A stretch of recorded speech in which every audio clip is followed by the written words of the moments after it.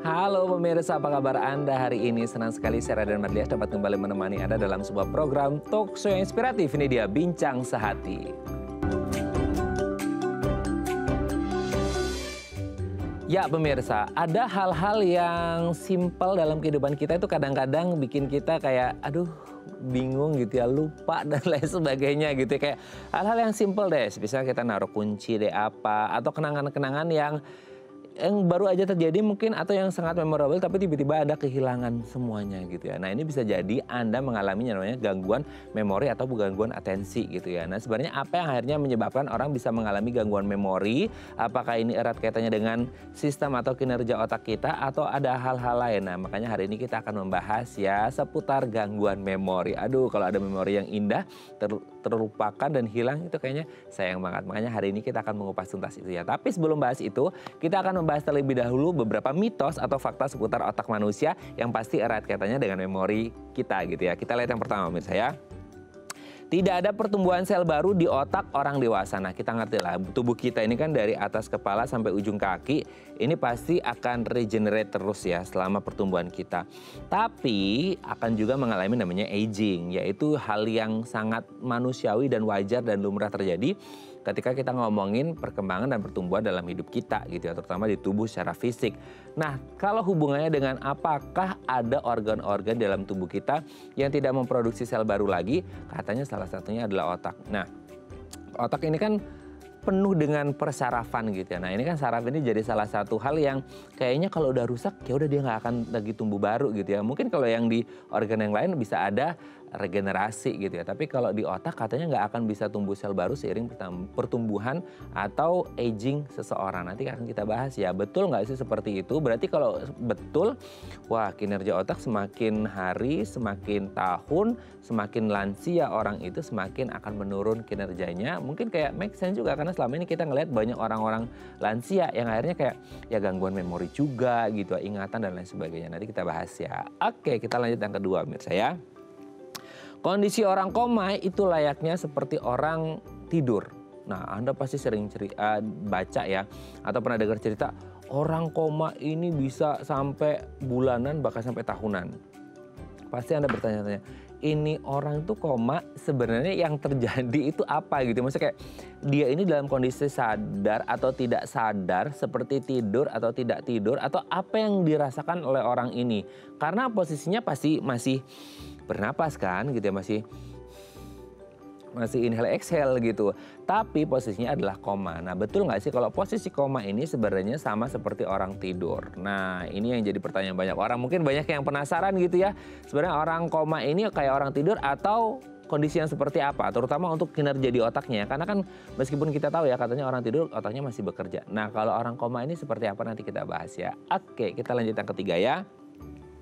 Alkohol bisa mengintervensi komunikasi otak. Nah ini mungkin relate-nya kalau ambil contohnya sorry ya maksudnya kayak orang mabuk habis minum minuman keras atau minuman beralkohol. Nah itu kan biasanya kayak apa ya, dia tuh masih sadar tapi kayak nggak jek gitu loh, nggak ajek gitu. Maksudnya nggak bahwa dia tidak sadar bahwa dia itu mungkin lagi kondisi mabuk dan lain sebagainya. Sehingga ketika dia ngomong atau bertingkah sesuatu, melakukan sesuatu, dia nggak bakal ingat. Nah ketika kita ngomong nggak bakal ingat, berarti ada yang mengintervensi otaknya dong. Nah ketika kita ngomongin betul nggak sih kalau alkohol ini bisa mengintervensi komunikasi di otak kita. Sehingga mungkin ketika kita terpengaruh dengan dampak atau efek dari alkohol, otak kita berpikir apa, badan kita melakukan apa, sehingga akhirnya kayak ngeblank aja tuh, nggak inget lagi setelah mungkin kondisinya semakin mereda akibat efek dari alkohol ini sendiri. Agak serem ya, tapi kayaknya bisa make sense juga. Tapi nggak ngerti, nanti kita tanyakan ke dokternya ya. Oke, kita lanjut yang keempat pemirsa ya. Otak bisa lelah akibat terlalu berat berpikir. Nah ini sering banget ya buat kita anak-anak kantoran, karyawan kantoran masih kayak aduh capek nih otaknya mikir terus gitu ya, apalagi deadline dan lain sebagainya. Nah apalagi dulu sempat bilang ya kayak otak kita itu cuman berapa persennya doang nih yang dipakai gitu, yang lainnya nganggur gitu ya. Nah sebenarnya otak ini ketika kita kayak waduh lagi punya masalah besar, lagi punya kerjaan banyak, dikejar deadline, mau ini itu dan lain sebagainya, bisa nggak sih otak kita ini merasa lelah? Biasanya kan kita kalau lagi kayak deadline banget, banyak kerjaan itu kayak Gak enak banget kepalanya gitu, entah sakit kepala, pusing dan lain sebagainya gitu ya. Nah itu katanya efek dari otak yang terlalu berat bekerjanya. Nah bisa nggak sih sebenarnya otak lelah? Nanti akan kita bahas ya. Oke kita lanjut yang terakhir pemirsa ya. Teka-teki silang katanya bisa meningkatkan memori. Nah ini menjadi salah satu hobi saya sewaktu kecil ya. Jadi kalau ada tuh buku dulu dijual di mamang-mamang jalan tuh yang pakai gerobak gitu ya. Itu buku teka-teki silang. Wah itu banyak banget ya per lembar. Tapi kayaknya sekarang banyak yang online lah ya. Udah online bisa main teka-teki silang. Ini jadi satu permainan yang lumayan challenging ya. Karena udah nih semua udah kelar nih. Tinggal 5 mendatar belum satu itu kayak aduh gitu ya. Perasaannya kayak apa sih ini sebenarnya. Nah akhirnya kita kayak otak kita bekerja lebih keras lagi. Nah, dengan kinerja otak yang lebih itu, dengan mencoba mengisi teka-teki silang, ini katanya bisa membuat kinerja otak lebih baik dan akhirnya bisa meningkatkan memori kita. Betul nggak sih? Oke, itu tadi beberapa mitos atau fakta seputar otak manusia dan kami akan membahasnya sesaat lagi. Tetap bersama kami di Bincang Sehati.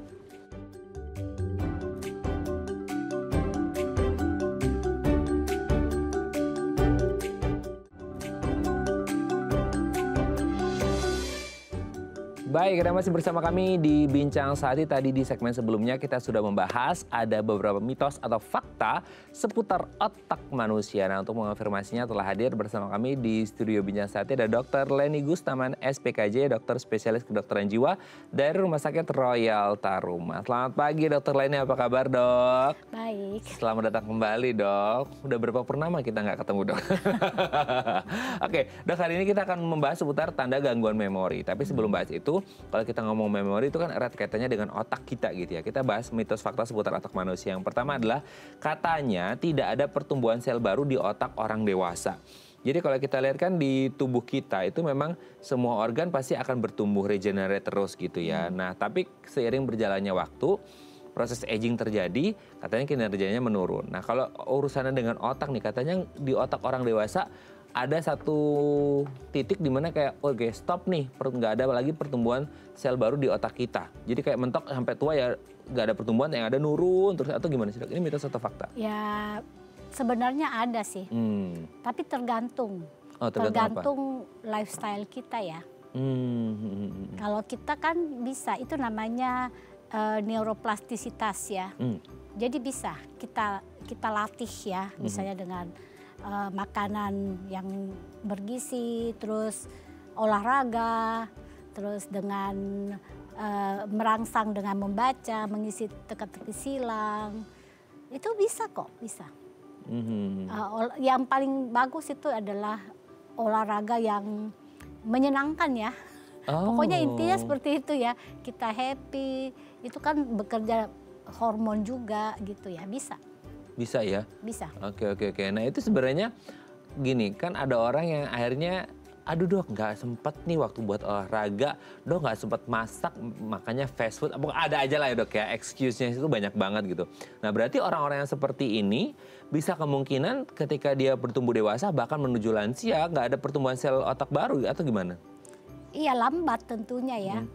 Jadi lifestyle itu penting sekali, tapi tentu juga misalnya tidak ada penyakit gitu ya, dalam arti misalnya kayak penyakit-penyakit metabolik, misalnya diabetes, hipertensi, itu kan mengganggu semua ya. Tapi kalau memang masih dalam batas-batas yang normal ya, belum terjadi pikun gitu ya, itu masih bisa. Masih bisa kita rangsang. Oke. Kecuali memang ada penyakit metabolik yang terjadi seperti diabetes mellitus dan lain sebagainya gitu. Ya, itu beda case lagi ya. Beda, ya. Oke dok, kita lanjut yang kedua ya. Kondisi orang koma itu kayak orang tidur. Nah ini dok sebenarnya termasuk saya juga kadang-kadang tuh penasaran ya. Sampai kan ada tuh dok katanya komanya bisa sampai bulanan bahkan tahunan tuh. Ada kemarin tuh baca apa ya di Timur Tengah atau di Arab gitu, negara mana itu seorang pria dewasa itu berapa belas bertahun-tahun gitu dok, kayak lah kan kita maksudnya manusia kan harus makan, minum, buang kotoran dan lain sebagainya. Oke lah orang yang koma itu mungkin dia posisi di infus atau di mana, berarti ada pembuangan atau gimana? Maksudnya kayak orang koma itu kayak mana sih dok? Maksudnya tubuhnya, organnya, otaknya kan, otak itu pasti bekerja, jantung, memompa darah dan lain sebagainya. Itu kayak tidur orang biasa atau gimana kondisi orang koma? Tidak sama ya. Kalau orang tidur itu masih kita bisa rangsang, kita cubit, masih Kerasa bisa. ya, Masih. kebangun dia. Ya. Jadi sebenarnya untuk menilai kesadaran itu kan ada di namanya Glasgow Coma Scale ya. Itu kita lihat. Jadi kalau yang normal itu jumlahnya kan ada scoringnya ya, ada 15 jumlahnya. Kalau koma itu kan dia menurun, mulai kita bisa nilai dari mata, gerakan mata, terus pergerakannya, terus rangsangan verbalnya juga. Kalau kita cubit kan dia bisa teriak gitu kan. Kalau koma enggak. Tapi memang bisa, bertahun-tahun itu bisa. Ada pasien saya yang 13 tahun koma. 13 tahun? Iya. Tapi memang semua pakai alat ya. Untuk makan, dipakein alat. Untuk buang air. Pengeluarannya dipakai pasangin kateter, semua dengan pakai alat. Tapi beda dong dengan orang tidur. Orang tidur beda. Karena orang pikirnya kayak ya menjemin mata, koma, sama tidur kan sama gitu ya. Itu beda banget. Maksudnya itu sampai yang 13 tahun itu berarti... Karena memang dia yang itu kita katakan sebagai kondisi vegetatif ya. Jadi otaknya memang nggak ini sudah ibaratnya sudah rusak ya.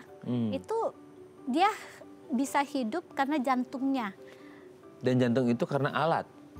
Tidak, jantungnya tidak, bukan karena alat, tapi dia masih bisa karena jantungnya masih mampu ini bekerja dengan baik ya. Tapi otaknya sudah mati, bisa seperti itu. Bukankah maksudnya jantung itu diperintah dari otak juga atau gimana dok? Oh tidak.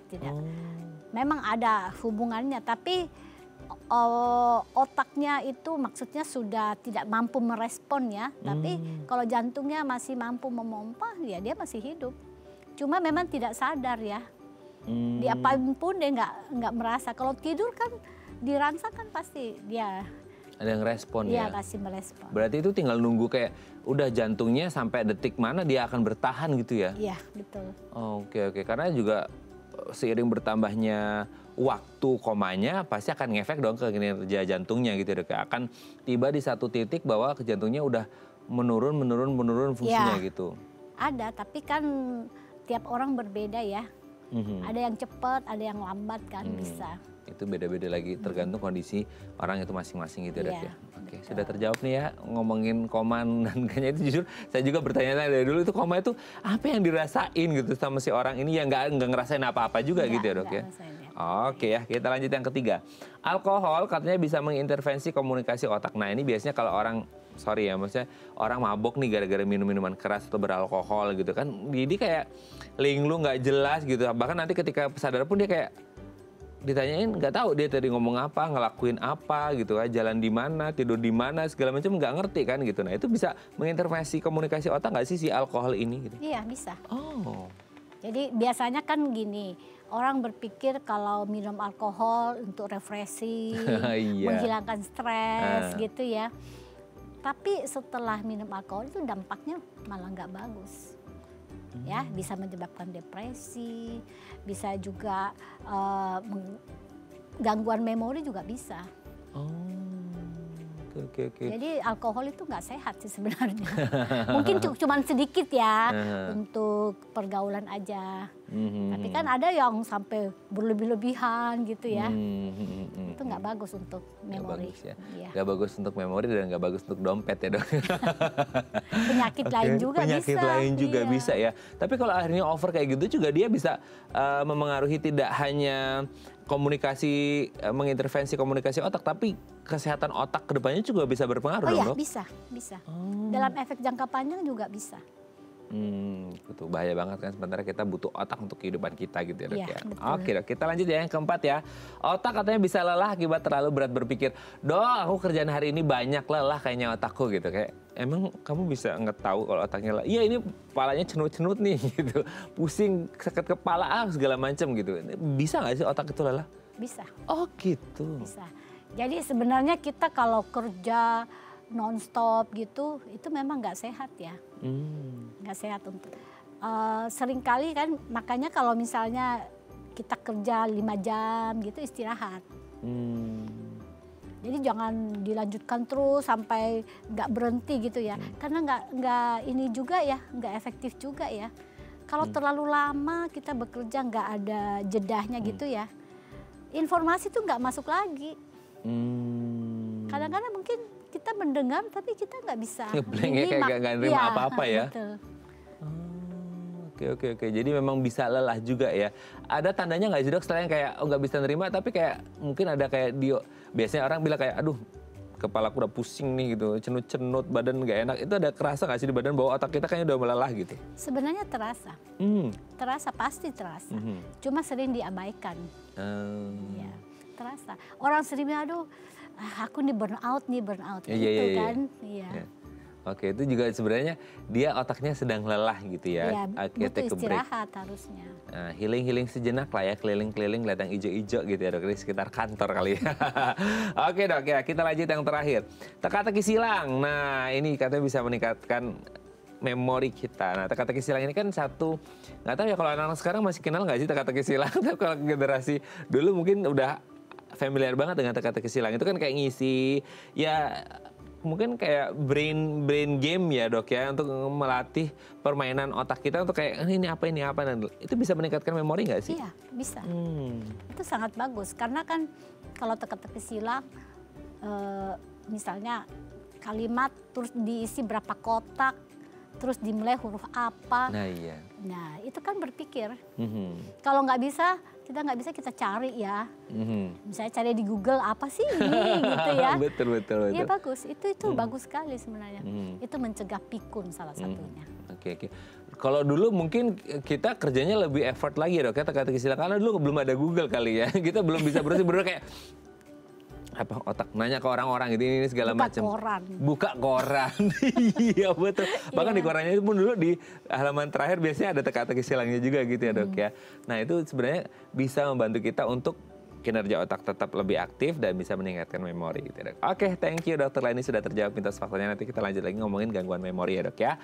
Oke pemirsa, kalau Anda punya pertanyaan seputar tema kita hari ini boleh tanya-tanya di 0212903244 atau di Instagram kami di @bincangsaati.tv. Kami akan segera kembali.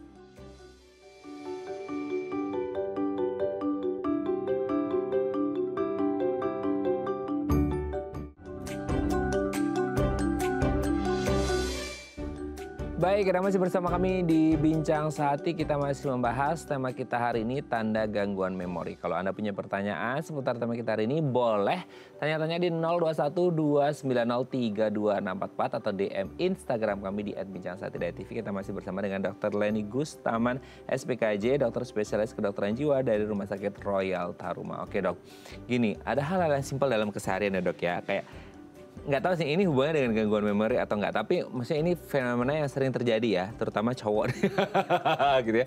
Lupa naruh kunci mobil, kunci motor, kunci rumah. Bahkan sekarang itu, sekarang mungkin udah lama juga ada whistler yang khusus untuk ditempel di kunci. Dia kalau kita gitu apa sih bersiul gitu ya, itu bunyi tuh ngerespon gitu deh, kayak jadi tahu oh posisinya di mana. Ada, tahu nggak sih dok kayak gitu dok, ada gitu ya. Jadi kayak saking pelupanya ini orang gitu. Nah hal-hal yang simpel seperti ini sebelum kita ngomongin gangguan memori, karena kita kepikiran kayak ya itu kayaknya ada deh hubungannya sama memori, karena kita lupa dia naruhnya di mana dan lain sebagainya. Itu apa dok yang terjadi ketika orang kayak hal yang simpel, kunci motor, kunci mobil, kunci rumah dan lain sebagainya itu sering banget lupa. Sering banget istri itu jadiin bahan konten ya di media sosial.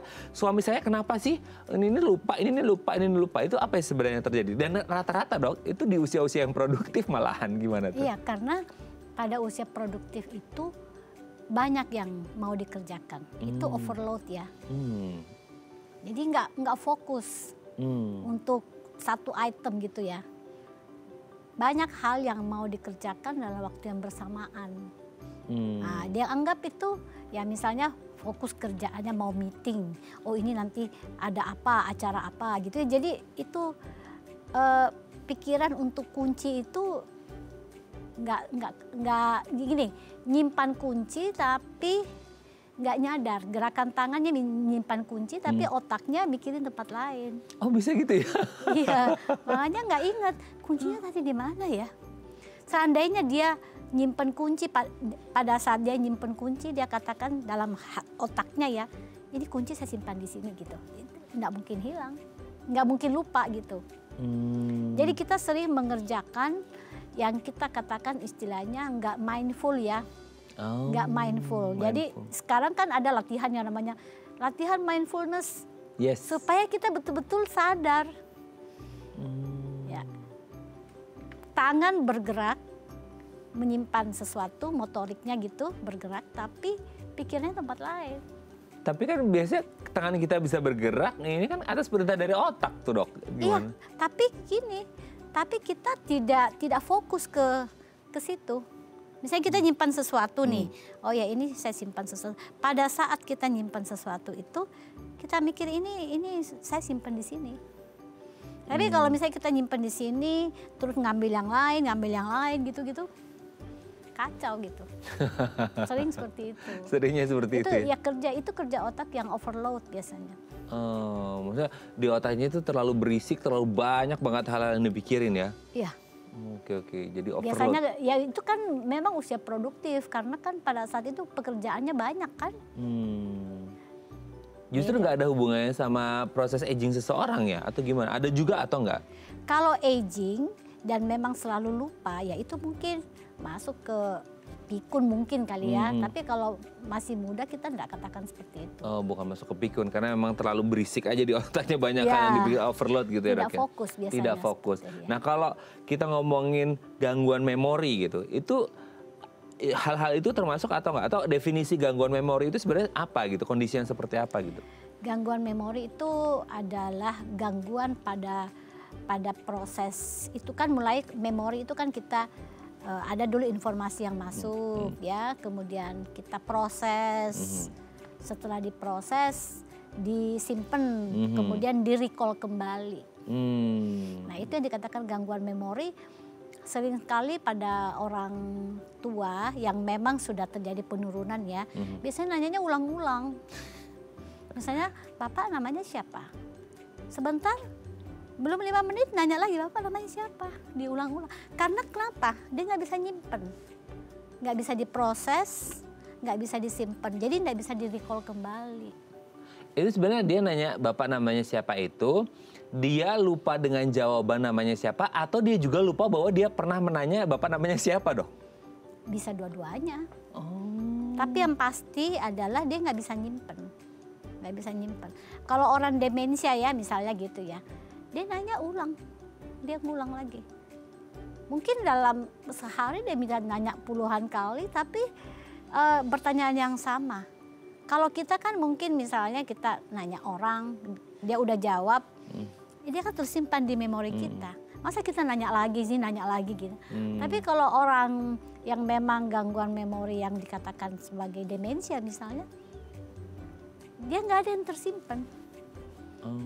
Jadi namanya gangguan memori seperti itu. Oh, gangguan memori seperti itu. Nah gini, ibarat kata ya dok ya, kalau kita analogikan kayak sekarang memori kayak di memori HP gitu ya. Berarti kan udah full nggak bisa menyimpan lagi gitu ya. Nah sebenarnya ketika gangguan memori terjadi di manusia, ini penyebabnya apa? Apakah kayak gini deh, di memory card HP itu kan kayak 1 giga, ya udah ketika udah ada indikatornya tuh, oh udah 999 megabyte, berarti sisa 1 megabyte doang nih sisanya, habis itu nggak bisa nyimpen lagi. Kalau otak manusia kan kita nggak ngerti dong, maksudnya di tahap mana itu udah bisa masuk overload atau enggak sehingga memori itu bisa tersimpan atau enggak, jadi penyebabnya apa gitu? Ya itu macam-macam ya, kalau kondisi seperti itu mungkin kemampuan nyimpennya memang sudah full, atau mungkin kondisi orang itu stres juga bisa. Jadi penuh otaknya. Padahal sebenarnya hal-hal yang tidak perlu disimpan, disimpan semua gitu ya. Belum lagi kondisi di mana oksigen kurang, itu juga bisa seperti itu. Banyak faktor deh gitu kayak gitu. Itu sampai ada satu iklan gitu ya, itu bilang harus minum air putih segala macam. Itu kurang oksigen, maksudnya sedahsyat itu bisa bikin gangguan memori pada seseorang dok? Ya bukan satu faktor ya, multifaktor. Tapi termasuk juga ya, kita kurang cairan kan juga bisa. Maksudnya sampai kurang cairan gitu. Ya bukan hanya air putih toh, tapi hal-hal ya. Jadi sebenarnya kan otak kita itu kan juga butuh oksigen. Ya. Itu kalau tidak cukup ya kita sampai dulu tuh sering dikatakan hipoksia gitu-gitu ya. Jadi orang nggak nyadar, tapi sebenarnya sudah kurang. Jadi kalau komunikasi mungkin dia nggak bisa nangkap semua. Terjadi gangguan memori juga sih sebenarnya. Oke, nah kalau kayak terkait lah itu tentang kekurangan oksigen gitu ya. Terus kemudian tadi Dokter Leni juga menyebutkan seputar stres gitu ya. Nah stres itu dalam artian bahwa emang dia lagi mengalami stres atau mungkin dia kayak stres manajemennya buruk sehingga akhirnya bisa berpengaruh pada memori, dan di tahap mana maksudnya kan stres kan bisa kayak yang ini ringan, sedang, keberat, itu bisa memengaruhi memori seseorang dong. Bisa. Kayak misalnya orang depresi gitu ya, itu memorinya ini loh berkurang. Ya? Iya, sering lupa. Orang apa-apa gitu ya, yang ya maksudnya fungsinya yang dulunya normal dengan depresi dia bisa menurun. Jangan dibiarin, kalau dibiarin benar-benar jadi yang tidak bisa kembali ya, irreversible gitu ya. Harusnya reversible, bisa balik. Kalau stresnya hilang, harusnya memorinya bisa balik. Nah itu dia gitu ya.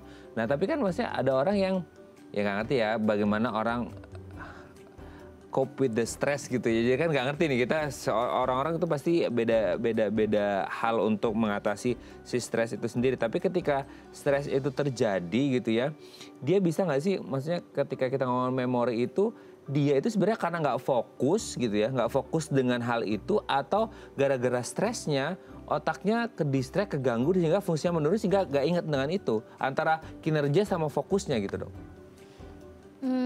Biasanya kalau orang stres itu dia memang nggak mampu. Nggak mampu ya? Nggak mampu seperti itu. Oke. Nggak mampu untuk mengolah ataupun menyimpan ataupun mengingat apa yang sedang dilakukan, dilihat atau dirasakan gitu ya? Iya. Oke, nanti kita ngomongin di segmen selanjutnya gimana nih caranya supaya memori kita tetap standby gitu ya dok ya. Supaya ibarat kata kalau memory card itu di HP kosong terus supaya bisa diisi terus. Tapi kosong terus ya hilang semua memorinya dok. Nanti kita bahas di segmen selanjutnya ya. Oke pemirsa, kami akan kembali saat lagi, tetap bersama kami di Bincang Sehati.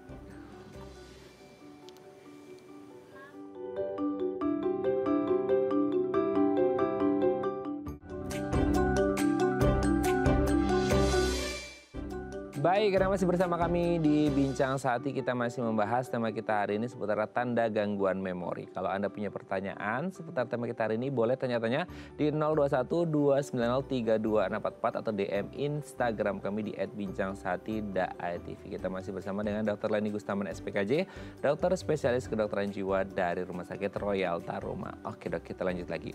Dok, stres tadi udah disebut ya, stres dan lain sebagainya. Nah, ini ada juga nih, pernah baca juga katanya obat-obatan juga bisa gitu. Maksudnya obat-obatan jenis apa dan apakah sekali minum terus berefek atau enggak juga, enggak seperti itu. Maksudnya mungkin dalam jangka panjangnya gitu dok. Ya biasanya sih kalau sekali sih enggak ya, dalam jangka panjang. Obat-obat yang menurunkan kerja otak biasanya yang bikin ngantuk.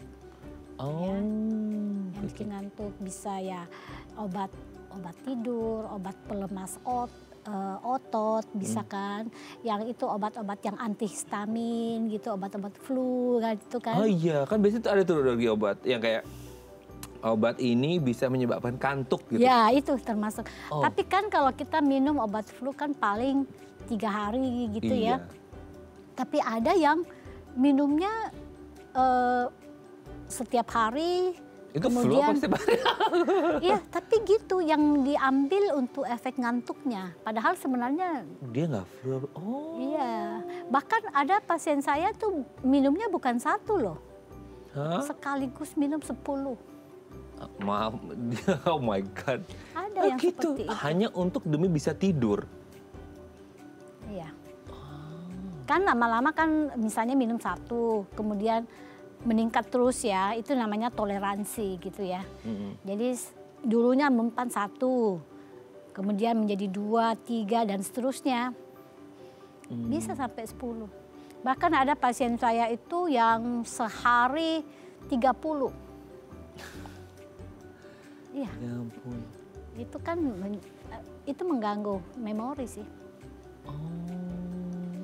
Itu sampai berapa lama dia dok sehari bisa 10 sampai 30 gitu? Itu karena memang dia awalnya karena gangguan tidur sehingga akhirnya minum itu sebagai yaitu untuk menyebabkan kantuk supaya bisa tidur. Tapi akhirnya kan ngefeknya ke gangguan memori gitu ya. Betul. Efek gangguan memorinya bisa terlihat setelah berapa lama itu dok? Maksudnya apa yang terjadi di awal? Mungkin sering lupaan hal-hal yang simpel atau gimana? Ya tergantung orangnya ya, tapi ada yang bisa kan mereka minumnya berbulan-bulan, bertahun-tahun gitu ya. Ya ampun, itu gimana ya? Iya, karena ya biasanya sih ada kondisi stres atau ingin tidur, ingin melupakan hal yang tidak menyenangkan gitu-gitu kan. Biasanya seperti itu. Aduh. Jadi diminum ya seperti permen. Dia 1, 2, 3, bahkan ada pasien saya tuh kalau minum obat tuh nggak pakai air minum. Nah, gimana dok? Iya, dia ambil dia telan aja. Kayak orang makan permen gitu. Baru tahu ya? Iya. Itu pahit dok gitu. Tapi Iya. jadi nggak kerasa kali ya? Enggak, kita mungkin rasa pahit, dia tidak. Dia nggak rasa pahit. Oh, oke. Ada yang seperti gitu, jadi ada yang 10, ada yang 20, ada yang 30, bahkan ada yang minumnya terlalu berlebihan bisa menimbulkan kejang juga kan. Astaga. Itu divideoin oleh keluarganya. Setelah itu baru dia takut, tuh ternyata saya kejang ya. Oh dia nggak sadar. Dia Oh ya nggak karena sadar. gangguan memori tadi ya. Jadi dia nggak aware dan nggak notice diri dia sendiri ya. Iya. Ya ampun ya. Jadi di satu sisi dia ingin mengatasi gangguan tidurnya, tapi muncul lagi gangguan memori. Wah, Iya, betul. bisa bahaya banget. Bang beruntung lah ya orang yang bisa tidur ya. Kayak saya Iya. pelor loh dok, nempel molor. Gitu ya. Iya. Aduh oke. Nah tapi gini dok, ada ya nggak tahu sih ini. Ada pernah nonton lah ya, dulu ada film waktu saya kecil itu namanya Finding Nemo lah ya gitu. Itu ada namanya satu tokohnya namanya Dory, ikan Dory gitu. Jadi juluki short term memory loss gitu. Itu kayak bentar-bentar lupa. Nah itu maksudnya memory loss itu ini bagian dari gangguan memori ini kah? Berarti kalau ada short term ada long termnya juga dong atau gimana tuh? Iya, ada short term memory, ada long term memory. Itu memang ada masalah di bagian otak ya. Itu harus ditelusuri, itu diperiksa, kan harus dicari penyebabnya. Bisa aja. Itu berpengaruh nggak sih dok dari kayak mungkin ya kan mungkin selama ini kita ada beberapa penyakit yang sifatnya hormonal, bisa jadi orang yang punya estrogen cewek atau yang laki gitu itu bisa berpengaruh. Nah kalau untuk gangguan memori ini bisa nggak pengaruh mungkin dari entah jenis kelaminnya, range usianya atau komorbid tertentu kah dan lain sebagainya gitu? Ya ada sih yang misalnya dikatakan gangguan memori itu lebih banyak pada perempuan. Ada penelitian yang menyebutkan seperti itu. Tapi kan faktor gangguan memori itu multifaktor ya. Bisa penyebabnya genetik, bisa juga karena ya penyakit-penyakit tertentu kan yang saya katakan tadi, misalnya diabetes, hipertensi gitu ya. Kemudian faktor stres juga ya. Katanya perempuan lebih banyak stresnya ya, nggak tahu. Nggak tahu, kan dokter cewek dong, lebih nggak dong? Ya tapi begini, orang stres itu sendiri kan tergantung juga dari ini bawaan ya. Jadi misalnya ada orang kan kalau misalnya stres dia mudah merilis ya, bergaul. Apalagi kalau bergaul dengan, ya mungkin bergaul dengan teman-teman, stresnya berkurang. Tapi ada orang yang malah menarik diri kalau dia stres. Itu lebih berat memang biasanya. Ada yang menarik diri, ada yang makan, ada yang nggak bisa makan gitu ya dan lain sebagainya. Emang itu jadi beda-beda ya, maksudnya how they release the stressnya itu mungkin beda-beda ya. Merilis stresnya tuh antara ketemu orang happy-happy atau menyendiri me time dan lain sebagainya gitu.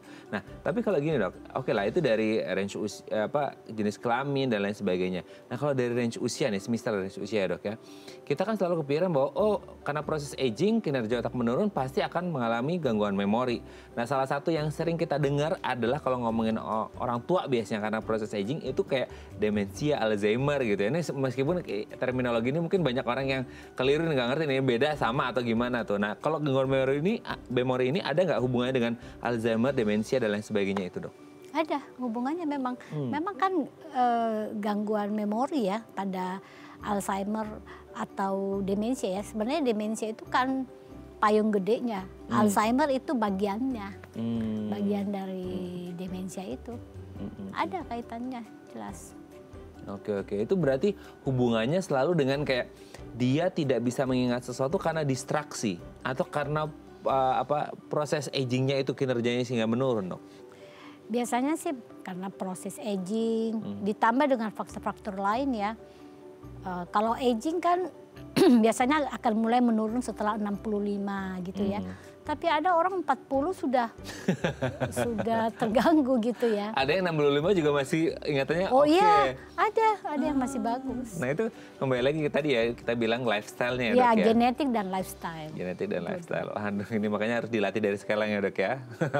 Jangan sampai kita lupa dengan hal yang indah dalam hidup kita. Oke dok, sebelum kita lanjut, ini ada DM Instagram, saya bacakan dari Pak Omar. Dok, orang amnesia kan lupa sama semua yang pernah dilewati di masa hidupnya. Bahkan sama dirinya sendiri nih dok. Tapi kenapa nggak lupa sama cara bicara dan bahasa yang dikuasai ya? Terima kasih. Oke, dia lupa sama orang amnesia. Ini kayak sering di TV ya, di film-film gitu ya. Kayak, kamu siapa? Aku nggak tahu aku siapa, aku di mana gitu. Dramatis banget. Ya, itu dia lupa tuh sama apa yang dilewatinya, bahkan nama sendiri bahkan dia lupa. Tapi kenapa dia nggak lupa sama cara bicara dan bahasa? Ya orang Indonesia dia ngomong bahasa. Ya mungkin kita kepikirannya kayak bahasa Indonesia kan ada kosakatanya, ada vocabularies-nya gitu. Dia masih ingat. Mungkin dengan orang Inggris dia akan tetap bisa berbahasa Inggris gitu, bukan bahasa Tarzan haho gitu. Karena itu gimana tuh dok? Biasanya kalau yang begini ya, biasanya yang dia ingat itu bahasa ibunya. Itu yang paling utama sih. Jadi kalau misalnya kondisi-kondisi misalnya orang yang dimana dikatakan misalnya dalam kondisi delirium misalnya ya, gangguan kesadaran ya namanya. Dia biasanya regresi, misalnya orang Jawa gitu ya. Dia sudah berbahasa Indonesia tapi kalau begitu dia dalam kondisi delirium, dia akan kembali ke bahasa Jawa. Orang Arab bahasa Arab gitu. Jadi sebenarnya dia regresi, tapi untuk mengingat hal yang baru dia nggak mampu. Jadi yang dulu aja, yang basicnya, yang dasar dulu itu yang dia tahu. Oh, kembali ke setelan pabrik ya. Kayak di HP itu set default-nya ya gitu ya. Iya, kembali ke itu. Basicnya, bahasa ibunya. Itu maksudnya bahasa ibunya pasti. Yang bahasanya kan yang maksudnya kayak gitu. Tapi sebenarnya berarti kayak kalau bahasa ibunya itu ya, itu maksudnya akan terekam terus ya di memori dia. Maksudnya nggak akan pernah hilang. Meski kayak tadi ya, ini kan kalau kasusnya amnesia gitu ya. Itu dia ada satu mungkin ya dok ya, mungkin ini. Ada satu di bagian di otak yang memang ini tuh posisinya di lock gitu. Kayak digembok bahwa ini nggak akan bisa diganggu. Maksudnya kayak bahasa ibunya gitu. Jadi even ada sesuatu hal yang terjadi yang terburuk, misal kayak amnesia, si bagian ini di otak ini nggak akan terganggu sehingga tetap dia akan kembali ke setelan awalnya. Ini masih berlaku gitu. Iya, itu namanya fungsi dasarnya. Tapi untuk informasi baru itu dia nggak bisa. Informasi baru yang diberikan kan dia perlu proses itu ya. Diproses kemudian disimpan, di-recall kembali itu nggak bisa. Ya dia punya dasarnya aja, yang basic aja. Jadi kayak apa yang menjadi basicnya dia, ya udah itu aja yang diingat gitu ya. Oke ya, semoga bisa menjawab pertanyaan Pak Omar ya. Dia terjawab ya, amnesia gitu ya. Tapi sebenarnya ada nggak sih di satu titik kayak ini gejala dari atau apa yang dialami dari gangguan memori ini benar-benar kayak udah mengganggu nih, ini harus segera ke dokter deh. Itu di posisi yang seperti apa? Apakah benar-benar kayak wah sehari bisa lupa berapa kali gitu sehingga kayak benar-benar mengganggu aktivitas atau gimana? Iya benar, karena kalau mengganggu fungsi sosial dan pekerjaan ya.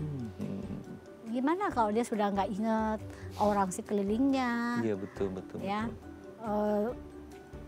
mungkin kalau biasanya mulai dari rumah ya, di dalam rumah kita melihat dia kok ada pasien saya tuh, suaminya dulu sebelum pikun yang paling teratur, naruh gelasnya di tempat khusus, kemudian ya misalnya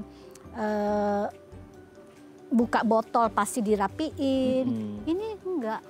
Sikat gigi bisa ditaruh di kulkas misalnya. Iya. Serandom itu jadinya? Serandom itu, kacau. Nyimpen barangnya itu aneh. Jadi sebenarnya itu kan udah ketahuan nih, pasti terganggu ini memorinya ya. Aduh, ya. Bahasanya juga kurang, jawab telepon misalnya dari anaknya yang di luar negeri gitu ya. Dia nggak bisa jawab. Itu termasuk gangguan memori kan, memproduksi kata itu kan nggak bisa. Apalagi kalau sudah sampai keluar rumah, nggak bisa balik. Oh, makanya itu banyak orang itu ya, nyari orang tua hilang, orang hilang segala Iya, macam. betul. Itu karena gangguan memorinya itu ya. Gangguan memorinya. Aduh, berarti benar-benar harus ada caregiver yang benar-benar menjaga ya dok ya gitu ya. Iya, kadang-kadang kan anak misalnya sudah pada menikah, orang tua tinggal sendiri, pergi nggak bisa kembali ke rumah. Oke, jadi Ya. pergi tak kembali ya, kayak lagu ya dok ya. Oke, nanti kita bahas di segmen terakhir apa yang sudah harus dilakukan ketika itu sudah mengganggu fungsi sosial dan pekerjaan di segmen selanjutnya ya dok ya. Oke pemirsa, kami akan kembali saat lagi, tetap bersama kami di Bincang Sehati.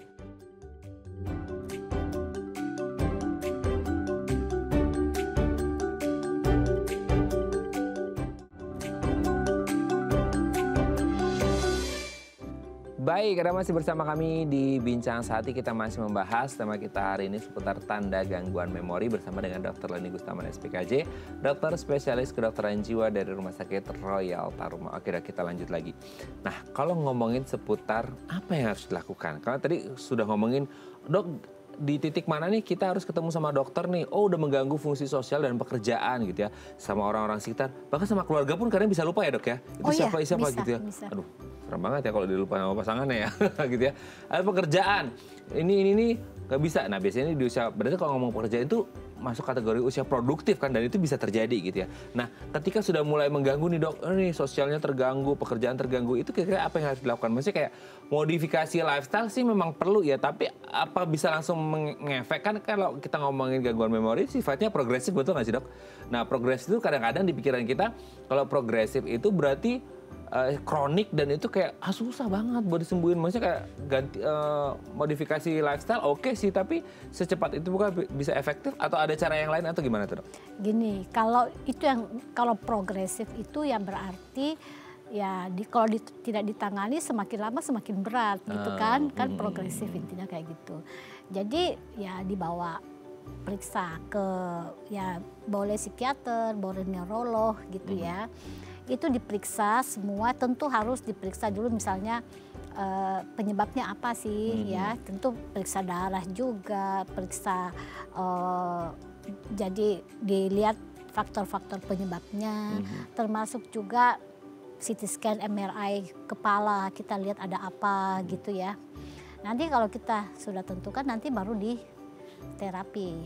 Ya ada obat-obatnya tertentu, memang kalau misalnya udah demensia yang contoh Alzheimer ya, dia tidak mengembalikan tetapi tidak menyebabkan kondisi lebih berat. Jadi untuk progresifnya itu diperlambat. Dan kita juga lihat misalnya apa, kan kalau gangguan memori itu macam-macam, bukan hanya memori aja, kadang-kadang ada disertai halusinasi misalnya. Pasien saya ada yang kayak gitu. Iya. Nah, dia bilang ada orang padahal nggak ada. Dia berhalusinasi. Ada. Dia misalnya dia melihat ada orang masuk di rumahnya, padahal nggak ada gitu. Bisa. Itu dan apa ya? Kadang-kadang curiga yang berlebihan. Itu jadi itu juga kita terapi sih sebenarnya gitu ya. Itu terapinya maksudnya seperti apa? Maksudnya apakah ada tadi terapinya dari oral intake kah, atau ada terapi yang lain atau gimana sih? Yang tentu kita terapi obat-obatan ya, di samping itu juga ada biasanya ya caregivernya. Betul. Ya semaksimal mungkin yang bisa kita lakukan. Tentu nggak dibiarkan pergi sendiri gitu ya, ntar nanti nggak bisa kembali biasanya. Itu yang berat ya. Tapi sebenarnya itu kondisinya bisa lebih baik nggak sih dok? Atau kayak soalnya bingung ya kalau ngomong progresif kan ya dia akan terus bertambah gitu. Maksudnya jadi memang sebenarnya paling bagus kita cegah sebelum progresif itu. Tapi kalaupun sudah terjadi ya kita masih bisa tangani untuk memperingan. Memperingan itu dalam artian kayak stop sampai di titik terburuknya di situ, atau bisa jadi agak dikurangin dok? Diperlambat biasanya. Diperlambat. Oke. Diperlambat dengan cara ya tadi minum obat-obatan gitu. Modifikasi lifestyle masih perlu kah dok? Perlu, tentu modifikasi lifestyle perlu. Dan gini, kadang-kadang perlu nggak sih kayak support system dari keluarga tuh? Kadang-kadang kan keluarga kalau udah ngadepin orang kayak gini, udahlah pusing, saya juga banyak urusan gitu. Jadi akhirnya kayak udah nyoh tuh ke caregivernya aja gitu. Ya tentu kalau keterlibatan keluarga lebih bagus tentunya ya. Karena pasti ada dampak yang lebih ketimbang hanya dirawat oleh si caregivernya itu sendiri gitu ya. Betul. Oke, terima kasih Dr. Leni sudah berbagi. Semoga ini menjadi catatan penting bagi siapapun ya, tidak hanya ngomongin lansia ya. Karena di usia produktif pun banyak orang-orang yang juga mengalami gangguan memori. Entah karena stres, pengaruh dari konsumsi obat-obatan, atau karena pekerjaan yang menumpuk dan lain sebagainya. Pokoknya banyak hal yang bisa menyebabkan gangguan memori ini. Intinya adalah be happy, modifikasi lifestyle sehingga punya lifestyle yang lebih sehat. Terima kasih Dr. Leni, sehat terus. Salam untuk keluarga di rumah dan teman-teman di Rumah Sakit Royal Taruma. Terima kasih. Oke, pemirsa, itu tadi perbincangan kita dengan Dr. Leni. Semoga bermanfaat ya. Dan jangan lupa untuk terus menyaksikan konten-konten inspiratif kami di platform The Eye Plus. Saya Raden Madias pamit. Sampai jumpa dan selamat kembali beraktivitas di hari Rabu yang indah ini. Ingat, jaga kesehatan otak Anda supaya Anda nggak mengalami gangguan memori. Sampai jumpa.